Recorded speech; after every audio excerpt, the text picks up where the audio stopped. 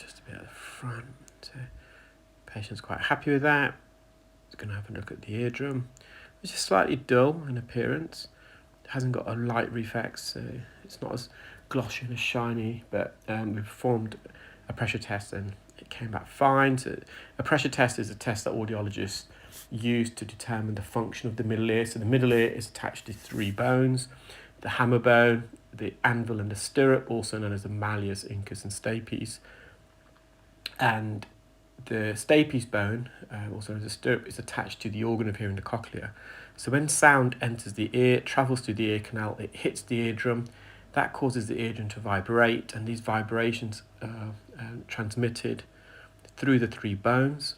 So the bones move forwards and backwards like a seesaw, and as the last bone, the stirrup bone, moves backwards and forwards, because it's attached to the organ of hearing, it causes fluid within the organ of hearing, endolymph fluid, to travel in waves, and these waves then travel over microscopic hair cells that are within the organ of hearing, tens and thousands of them, and these hair cells then sear side to side and they contract, and that causes an electrical potential to be generated, also known as an action potential, and that is transferred and transmitted to the brain by the auditory nerve, the 8th cranial nerve, also known as the cochlear-vestibular nerve or the audio-vestibular nerve, and from the brain it's processed in the auditory cortex. So that's a pathway of sound. So a tympanometry test, it just assesses the function of the middle ear, how mobile it is. It just makes sure that the bones are fused, not overly fused, because there is a condition where the 3 ossicles, the 3 middle ear bones, become fused. It's called otosclerosis. The opposite to that, and I'll just explain that in a bit more detail. So if the bones are fused, when the sound hits the eardrum doesn't vibrate.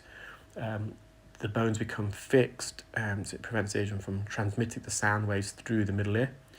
And the opposite is ossicular disarticulation, which is also known as ossicular discontinuity. That's when the bones become detached from one another, and the main cause of that is some sort of physical head trauma. And if the bones are no longer connected, they don't move in synchrony, so similarly the sound waves are not transmitted efficiently to the organ of hearing. And in fact, ossicular disarticulation or discontinuity causes the greatest, what we call a conductive hearing loss. If sound can't travel efficiently through the outer ear, which is the ear canal, and the middle ear through the eardrum and the 3 bones, we call that a conductive hearing loss. Sound's not being conducted through the outer and middle ear. And if you've got ossicular disarticulation or discontinuities, when these bones are no longer connected, that causes the greatest level of conductive hearing loss. If your hearing loss is due to damage to the organ of hearing, the cochlea, so damage to those hair cells I made reference to, and or the hearing nerve, we call that a sensory neural loss. So the sensory aspect of it is the cochlea, because that's the sensory hearing organ, and the neural aspect is the auditory nerve.